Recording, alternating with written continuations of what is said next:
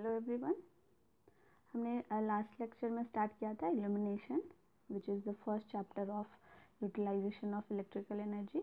तो हम लोग यहाँ पे किस तरीके से इलेक्ट्रिकल एनर्जी को यूटिलाइज कर सकते हैं। तो फर्स्ट जो हमारे पास केस आया था, फर्स्ट चैप्टर जो था, दैट इज़ इल्यूमिनेशन।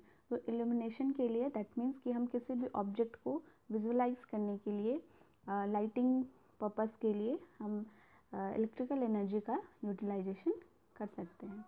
तो यहाँ पर हमारे पास डिफरेंट टर्म्स है जो कि इल्यूमिनेशन से रिलेटेड है, और हमने कुछ फ्यू टर्म्स को हमने स्टडी कर लिया था, like light, luminous flux, what is luminous intensity, lumen which is the unit of luminous flux, candle power which is the capacity of a source to radiate light, illumination that means कि illumination एक process है जहाँ पर कि किसी object को हम light source के हेल्प से इल्यूमिनेट कर सकते हैं, व्यू कर सकते हैं।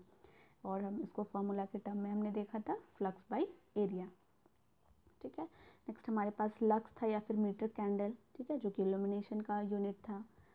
नेक्स्ट हमारे पास था mean horizontal candle power, that means कि किसी एक हॉरिजेंटल प्लेन के को अगर हम रेफरेंस ले, उस हॉरिजेंटल प्लेन के रेफरेंस में जितना भी लाइट रेडिएशन वहाँ पर स्ट्राइक कर रहा है, ठीक है, या फिर आ रहा है किसी सोर्स ऑफ लाइट के थ्रू, तो दैट मीन कैंडल पावर क्या कहलाएगा? Mean horizontal candle power. ठीक है। दैट मीन्स कि हॉरिजेंटल प्लेन के रेस्पेक्ट में सारे डायरेक्शन से जो भी सोर्स ऑफ लाइट से जितना भी लाइट आ रहा है, जितना भी ल्यूमिनस फ्लक्स आ रहा है, ठीक है, तो उसका जब हम लोग मीन वैल्यू निकालेंगे कैंडल पावर में, तो ये कहलाता है mean horizontal candle power. Similarly next हमारे पास मीन स्फेरिकल कैंडल पावर था, तो ये भी हमारे पास मीन या एवरेज वैल्यू था, ठीक है, कैंडल पावर का, जो कि हॉरिजेंटल, उस हॉरिजेंटल या रेफरेंस वैल्यू के बिलो में जो भी लाइट रेडिएशन हमको दिखाई पड़ेगा, that is defined by the mean spherical candle power. और इस तरह का और एक टर्म था हमारे पास, मीन हेमिस्फेरिकल कैंडल पावर। तो ये मीन हेमिस्फेरिकल कैंडल पावर था हमारे पास, दैट मीन्स कि टोटल फ्लक्स जो लाइट सोर्स से एमिट हो रहा है, ठीक है, वो हमारा जो रेफरेंस वैल्यू के बिलो से भी बिलो लेवल पे आपको जितना टोटल फ्लक्स दिखाई देगा, प्रेजेंट रहेगा, ठीक है, कैंडल पावर के टर्म में, तो इसको हम लोग मीन हेमिस्फेरिकल कैंडल पावर बोल सकते हैं। तो इतना हम लोगों ने प्रीवियस लेक्चर में स्टडी कर लिया था, हमने एक बार और रिव्यू कर लिया। नेक्स्ट आगे हम लोग टर्म कुछ देखेंगे और है हमारे पास, दैट इज रिडक्शन फैक्टर। ठीक है, reduction factor of a source of light is the ratio of its mean spherical candle power. ठीक है, अगर आप रिडक्शन फैक्टर निकालना चाह रहे हो तो इसका आपको रेशियो लेना है, किसका? Mean spherical candle power, that means कि आप MSCP लिख सकते हैं, ठीक है, to its mean horizontal candle power. तो इसका हमने बेसिक डेफिनेशन अभी जस्ट देखा, तो ये हम लोग यहाँ से mean horizontal candle power MHCP, तो इन दोनों का वैल्यू जब हमारे पास प्रेजेंट होगा, अवेलेबल होगा, तो इन दोनों का रेशियो कैलकुलेट करके हम इस रिडक्शन फैक्टर को कैलकुलेट कर सकते हैं। ठीक है। The next term is lamp efficiency. तो लैम्प एफिशिएंसी दैट मीन्स कि हम लोग एक जनरल टर्म हमारे पास एफिशिएंसी आता है, तो ये एफिशिएंसी होता क्या है कि सिस्टम हमारा कितना एफिशिएंट है, दैट मीन्स कि वो कितना एबल है, कोई भी सिस्टम या फिर कोई भी डिवाइस कितना एबल है कि वो परफेक्टली या एफिशिएंटली कितने देर किस तरीके से अपने ऑपरेशन को परफॉर्म कर सकता है। ठीक है, तो it is defined by the term efficiency. तो यहाँ पे हमको इल्यूमिनेशन के टर्म में बात करना है, तो we will see the term lamp efficiency. So the lamp efficiency is defined as the ratio of luminous flux to the power input. ठीक है, जनरल एफिशिएंसी का अगर हम डेफिनेशन देखें तो it is the ratio of output by input. ठीक है, that means कि इनपुट का कितना पार्ट सिस्टम के वर्क के लिए या ऑपरेशन के लिए यूटिलाइज होता है, that is called the efficiency. तो यहाँ पर हम लोग लैम्प एफिशिएंसी की बात करें तो लैम्प में हम लोग एज अ इनपुट क्या दे रहे हैं, power input, electrical energy provide कर रहे हैं, ठीक है। और इसका जो आउटपुट मिल रहा है इन टर्म्स ऑफ लाइट मिल रहा है, और लाइट को हम लोग, लाइट रेडिएशन को कैसे मेज़र करते हैं, in terms of luminous flux, ठीक है। तो लैम्प एफिशिएंसी हमारा, इसका डेफिनेशन हम लोग यहाँ से देख सकते हैं, it is defined as the ratio of output by input, okay. So here the output is luminous flux and the input is power input, that is electrical energy. So इसका जो हम लोग efficiency, ठीक है, ये हमारे पास हो गया output by input, and output हमारे पास क्या है, luminous flux. तो luminous flux का हमारे पास यूनिट जो होता है, ऐसा यूनिट ये हम लुमिन लिखते हैं, ओके। एंड पावर इनपुट, तो पावर इनपुट हमारे पास इलेक्ट्रिकल एनर्जी होता है, तो इलेक्ट्रिकल एनर्जी दैट मीन्स इसका पावर हम लोग मेज़र करते हैं वाट में। तो एफिशिएंसी, लैम्प एफिशिएंसी का यूनिट जो हम लोग कैलकुलेट करेंगे वो लुमेन्स पर वाट आएगा, okay. The next term is specific consumption. तो कंजम्पशन से हम लोग यहाँ पर समझ पा रहे हैं इस टर्म से हम लोग कि जो भी इनपुट अप्लाई किया जा रहा है तो उसका कंजम्पशन कितना हो रहा है, ठीक है। तो इसी पर्टिकुलर एस्पेक्ट में बात किया गया है स्पेसिफिक कंजम्पशन का, कि जो भी हमारे पास इलेक्ट्रिकल एनर्जी प्रोवाइड किया जा रहा है लैम्प को या फिर किसी भी इल्यूमिनेटिंग डिवाइस को, ठीक है, तो वो इल्यूमिनेटिंग डिवाइस जो इलेक्ट्रिकल पावर को एक्सेप्ट कर रहा है, उसको कंज्यूम कर रहा है, ठीक है, और उसके करस्पॉन्डिंग हमको आउटपुट क्या मिल रहा है, ठीक है। आउटपुट हमें कैंडल पावर में मिलेगा, ठीक है, लुमिनस फ्लक्स के टर्म में मिलेगा। तो इस तरीके से हम यहाँ पर स्पेसिफिक कंजम्पशन को डिफाइन कर सकते हैं। सो इसका अगर हम फॉर्मूले के टर्म में देखें तो it is the ratio of power input to the average candle power, ठीक है। कितना इनपुट हम लोग जो प्रोवाइड कर रहे हैं दैट मीन्स कि आपका इलेक्ट्रिकल एनर्जी होगा, electrical energy divided by candle power, ठीक है, एवरेज कैंडल पावर।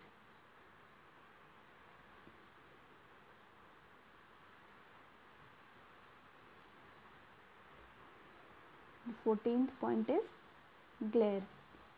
तो ग्लेयर से हम लोग क्या समझते हैं, आपके अगर आप एडिटिंग में इंटरेस्टेड होगे, ठीक है, एडिटिंग अगर आप करते हो वीडियोस और फोटोग्राफ्स, तो वहाँ पर आपको effects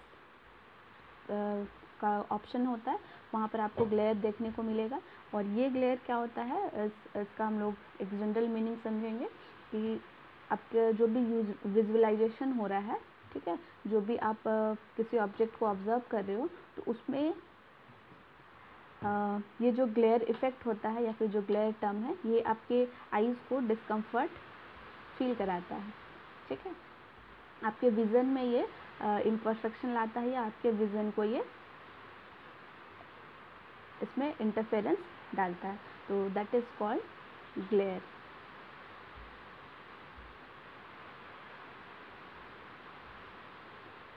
The next one is space height ratio. It is defined as the ratio of distance between adjacent lamp and height of their mountains, ठीक है। तो space height ratio that means कि suppose एक आपका और वर्टिकल ये आपका supporting structure है, ठीक है, सपोज आप इसको पोल कंसिडर कर सकते हो, and this one is lamp, ठीक है, ये आपका पोल 1 हो गया। और इस पोल 1 के हॉरिजेंटल कुछ डिस्टेंस में एक आपका और पोल लगा हुआ है, सपोज पोल 2 इसे हम कह सकते हैं, और यहाँ पर एक लैम्प लगा हुआ है, इसे हम लैम्प 2 बोल सकते हैं, ठीक है।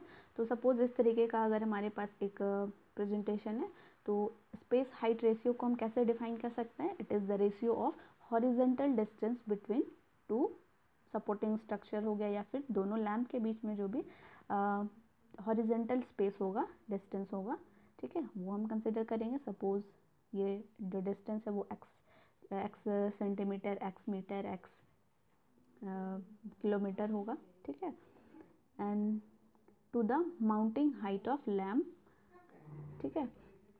तो mounting height of lamp that means कि ये वाला आपका जो वर्टिकल हाइट है, लैम्प कहाँ पर प्रेजेंट है, आपके ग्राउंड लेवल से, तो इस हाइट पे है। सपोज इसे हम h अगर कंसिडर करें, तो आपका स्पेस हाइट रेशियो जो आपका आता है, स्पेस दैट मीन्स कि x डिस्टेंस पे है, ठीक है, और हाइट दैट मीन्स कि सपोज स्मॉल h हमने कंसिडर किया है।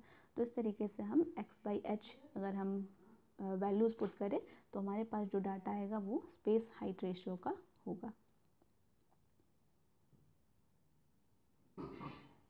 ठीक है, तो ये हमारे पास हो गया space height ratio. The next one is utilisation factor. अब यूटिलाइजेशन दैट मीन्स कि अगर हमारे पास एक सोर्स ऑफ लाइट है, ठीक है, वो हम किसी पर्टिकुलर पर्पस के लिए यूज़ कर रहे हैं, ठीक है, किसी ऑब्जेक्ट को सीन करने के लिए या फिर किसी भी इल्यूमिनेशन पर्पस के लिए, ठीक है, तो जो भी इनपुट पावर था, जो भी इलेक्ट्रिकल एनर्जी था, तो वो आउटपुट दैट मीन्स कि लाइट रेडिएशन या फिर आउटपुट के टर्म्स में ल्यूमिनस फ्लक्स हो गया, ठीक है, लाइट रेडिएशन हो गया, इल्यूमिनेशन हो गया, तो ये जो आउटपुट हमें मिल रहा है, तो ये इनपुट का कितना पार्ट यूटिलाइज हो गया टू प्रोड्यूस द आउटपुट, तो that is defined by the utilisation factor. यहाँ पर देख सकते हैं फॉर्मूला है, utilisation factor is defined as the ratio of total lumens reaching the working plane to the total lumens given out by the lamp. ठीक है, तो ये लैम्प कितना आपको ल्यूमिनस फ्लक्स प्रोवाइड कर रहा है, और ये जिस हमें पर्टिकुलर पर्पस के लिए हमने यूज़ किया, अगर हमने इल्यूमिनेशन पर्पस के लिए यूज़ किया, लाइटिंग पर्पस के लिए यूज़ किया, तो वो हम कितना गेन कर पा रहे हैं अपने हमारा जो भी नीड है। ठीक है, सपोज अगर हमारे पास ये एक ऑब्जेक्ट है, हमारे पास ये एक लाइट सोर्स है, ठीक है, तो लाइट सोर्स से सपोज जो लुमिनस फ्लक्स ये प्रोड्यूस कर रहा है ये लैम्प, ठीक है, ये लैम्प हमारा, ये सपोज x लुमिन ये लुमिनस फ्लक्स प्रोड्यूस कर रहा है, और इस सरफेस पे जो लुमिनस फ्लक्स आ रहा है ये सपोज y है। ठीक है, आप लोग laws of reflection, laws of light पढ़े होंगे, तो वहाँ पर हम लोगों ने पढ़ा है कि इंसिडेंस, रिफ्लेक्शन, ठीक है, ये सारा टर्म आता है। तो सारा का सारा जो भी लाइट सोर्स से आ रहा है वो हमारे ऑब्जेक्ट में, ठीक है, किसी ऑब्जेक्ट में सारा का सारा उसमें अब्जॉर्ब नहीं होता है, बल्कि पार्शियली अब्जॉर्ब होता है, और कुछ पार्ट ऑफ जो भी लाइट रेडिएशन होता है वो रिफ्लेक्ट हो जाता है, ठीक है, सरफेस से। तो यहाँ पर भी हम लोग सेम उसी केस को देख रहे हैं, यूटिलाइजेशन फैक्टर, दैट मीन्स कि टोटल जो आपका इंसिडेंट हो रहा है, ठीक है, इस ऑब्जेक्ट पे जो लुमिनस फ्लक्स आ रहा है, और ये कितना एब्जॉर्ब कर पा रहा है, ठीक है, कितना यूटिलाइज हो पा रहा है, ठीक है, हमारे स्पेसिफिक किसी पर्टिकुलर पर्पस में। तो इस प्रोसेस को या फिर इस केस को हम लोग डिफाइन करते हैं by the term utilisation factor. ठीक है, यहाँ पर आप देख सकते हो वर्किंग प्लेन में जितना रीच कर रहा है, दैट मीन्स कि किसी ऑब्जेक्ट को सीन करने के लिए या विजुलाइज करने के लिए या इल्यूमिनेट करने के लिए, सपोज यहाँ पर वाई लुमेंस का ही नीड पड़ा, ठीक है, वाई लुमेन उस पर स्ट्राइक करते ही हमें वो जो भी ऑब्जेक्ट था वो विजुलाइज हो गया, बट हमने सोर्स जो हमारे पास लाइट सोर्स था, सपोज हमारे पास एलईडी लैम्प हो सकता है, कोई भी लैम्प हो सकता है, टॉर्च हो सकता है, ठीक है, तो हमारे पास सपोज अगर हमने टॉर्च यूज़ किया है, तो टॉर्च से ज़रूरी नहीं कि वाई लुमेन ही वहाँ से इंसिडेंट हुआ हो, ठीक है, अगर ये एक्स लुमेन यहाँ पर ये प्रोड्यूस कर रहा है, तो इसका कुछ पार्ट ही यहाँ पर आप देख पाएंगे, ठीक है, जो अपने ये पर्टिकुलर पर्पस को पर्टिकुलर पर्पस को पर्टिकुलर किसी भी वर्क को कैरी करने के लिए, कंटिन्यू करने के लिए वाई लुमेन का लुमिनस फ्लक्स ही यूटिलाइज कर रहा है। ठीक है, next term is maintenance factor. तो कोई भी हमारे पास डिवाइस या फिर सिस्टम या मशीन आइडियल नहीं होता है, ठीक है। दैट मीन्स कि अगर आप किसी मशीन को अगर बाई करके लाते हो, परचेज करके लाते हो, तो इनिशियली वो आपका मशीन जैसे वर्क कर रहा होगा, सपोज़ आप अपने मोबाइल फ़ोन को ही एग्जांपल ले सकते हैं कि ये स्टार्टिंग में जैसा वर्क करता है, ये आफ्टर 1 ईयर 2 ईयर, ठीक है, तो इसमें कुछ फीचर्स जो है वो काम करना बंद कर देते हैं, या फिर कुछ इसमें एरर भी आ जाता है, कुछ इंटरफेरेंस आने लगता है, ठीक है। तो इस तरीके से हर एक डिवाइस में कुछ ना कुछ इस तरीके का केस आता है कि ये इनिशियली बहुत अच्छे से वर्क करता है इनिशियल कंडीशंस पे, बट कुछ टाइम के बाद ये उतना एफिशिएंटली वर्क नहीं कर पाता है। तो इसे हम लोग मेंटेनेंस फैक्टर से हम लोग इसको डिफाइन कर सकते हैं। अगर आप इसको फॉर्मूले में सेट करना चाहें तो maintenance factor is the ratio of illumination under normal working condition, ठीक है। तो ये मेंटेनेंस फैक्टर हम लोग किसी इल्यूमिनेटिंग डिवाइस के बारे में स्टडी कर रहे हैं, ठीक है। तो इल्यूमिनेशन डिवाइस दैट मीन्स कि नॉर्मल वर्किंग कंडीशन के केस में ये इल्यूमिनेशन कितना हो रहा है, और illumination when everything is clean, that means कि इनिशियल कंडीशन में, इनिशियल टाइम में, दैट मीन्स कि जब आपका बिल्कुल न्यू था डिवाइस, ठीक है, तो न्यू टाइम में ये कितना इल्यूमिनेट कर रहा था, और ये अभी कितना इल्यूमिनेट कर रहा है आफ्टर 6 मंथ, आफ्टर 12 मंथ, ठीक है। तो इन दोनों का रेशियो से हम फाइंड आउट कर सकते हैं मेंटेनेंस फैक्टर।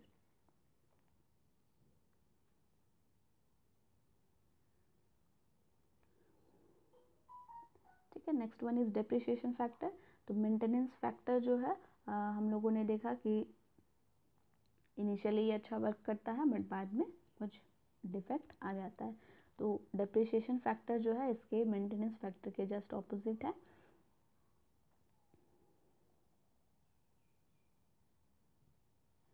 ठीक है, हम लोग यहाँ पे देख सकते हैं depreciation factor, that is it is merely reverse of the maintenance factor and is defined as the ratio of initial meter candles to the ultimate maintained meter candle on working plane, ठीक है।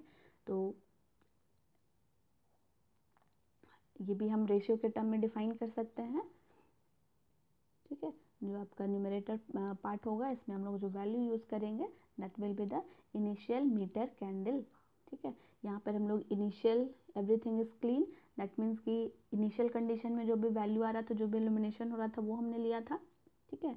लेकिन यहाँ पर numerator में हम ये term consider करेंगे, ठीक है, initial metre candle to the metre candle on working plane. और ये अभी जब हमें स्पेसिफिक ऑपरेशन को परफॉर्म करना है एट द इंस्टेंट, तो उस टाइम पे कितना मीटर कैंडल ये हमें प्रोवाइड कर रहा है, तो ये हम डिनोमिनेटर पार्ट में रखते हैं। तो इस तरीके से हम देख सकते हैं कि डेप्रिसिएशन फैक्टर और मेंटेनेंस फैक्टर एक दूसरे का बिल्कुल रिवर्स है।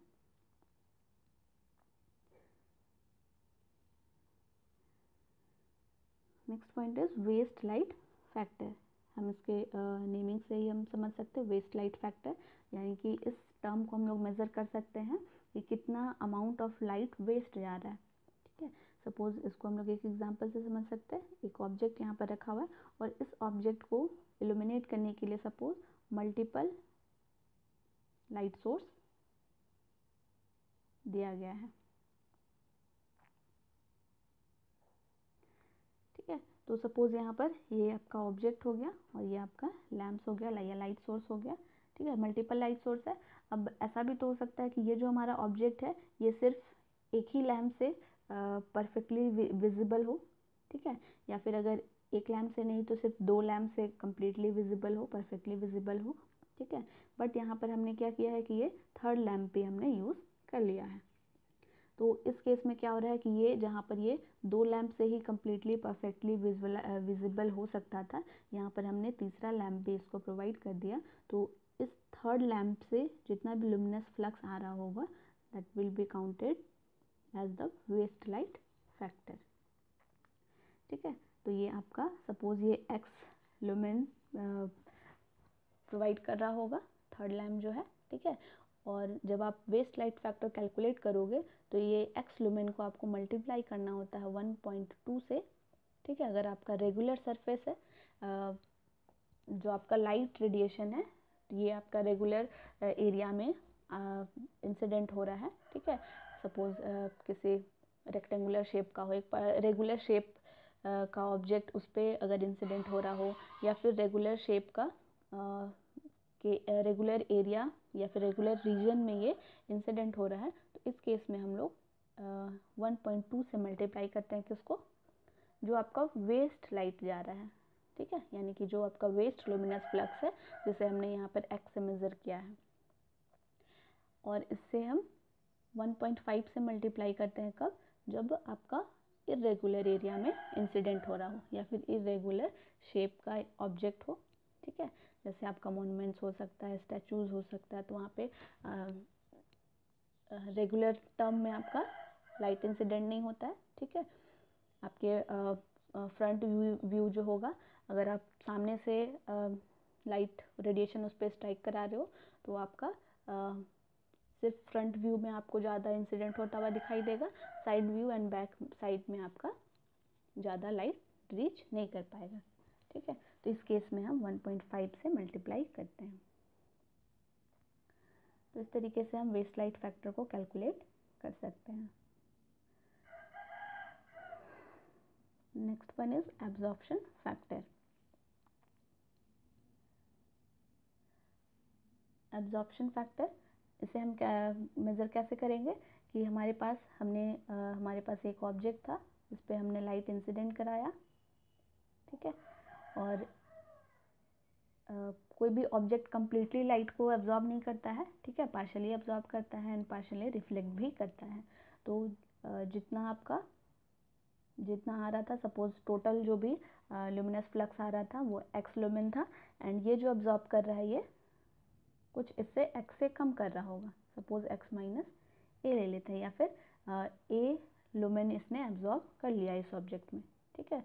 तो हमारे पास एब्जॉर्प्शन फैक्टर जो आएगा, इन दोनों का डिफरेंस इस तरीके से हम निकाल सकते हैं, ठीक है, कि टोटल में से कितना पार्ट ये एब्जॉर्ब कर लिया।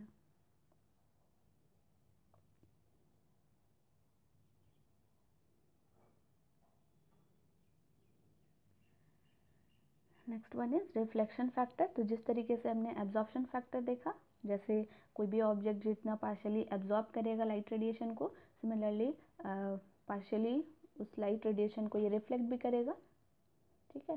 तो इसको हम लोग रिफ्लेक्शन फैक्टर से डिफाइन करते हैं।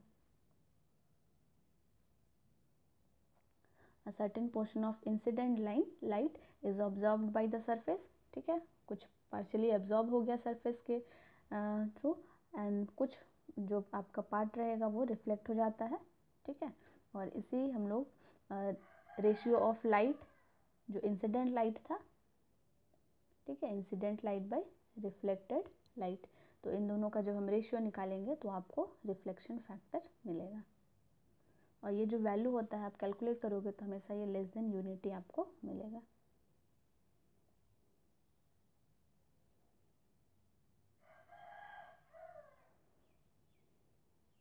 सॉरी, रिफ्लेक्शन लाइट जो आपका है, reflection light ratio of reflected light to the incident light, है ना। किसी भी फैक्टर को हम लोग कैलकुलेट करते हैं आउटपुट बाय इनपुट, तो यहाँ पर हमारे पास इनपुट जो आ रहा है, इनपुट क्या है, टोटल लाइट है, दैट मीन्स कि इंसिडेंट लाइट है, इंसिडेंट रे, ठीक है। और ये एब्जॉर्ब क्या रिफ्लेक्ट कितना कर रहा है, ठीक है, रिफ्लेक्टेड रे। तो रिफ्लेक्टेड बाय इंसिडेंट यानी कि टोटल में से कितना ये रिफ्लेक्ट हो रहा है, that is defined by the reflection factor. And absorption factor निकालना है तो इंसिडेंट में से कितना एब्जॉर्ब हो रहा है, ठीक है, एब्जॉर्ब्ड रे। तो ये आपका एब्जॉर्प्शन फैक्टर मिलेगा, एंड इस रेशियो से हम रिफ्लेक्शन फैक्टर फाइंड कर सकते हैं।